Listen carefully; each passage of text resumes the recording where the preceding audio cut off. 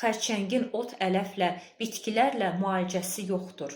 Əgər sizə kimsə desə ki, yaxud sosial mediada belə bir paylaşım qarşınıza çıxsa ki, biz kimya terapiyasız, dərmansız, sadəcə bitkilərlə xərçəngi sağaldırıq, inanmayın, hamısı dələduzlardır.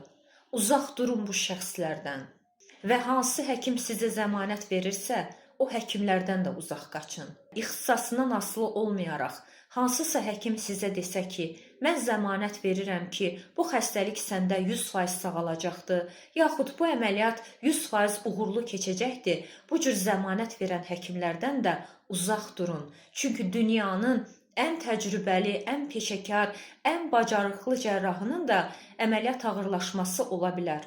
Ola bilər bir cərrah 100 xəstəni uğurlu əməliyyat etsin, amma 101-ci xəstədə əməliyyat ağırlaşması olsun. Ola bilər ki, bir həkim 100 xəstəni eyni xəstəlikdən müalicə edib sağaltsın, amma 101-ci xəstədə müalicə effekt verməsin. Bunlar mümkündür. Ona görə də ixtisasından asılı olmayaraq, hansı həkim sizə zəmanət verirsə, o həkimlərdən qaçın.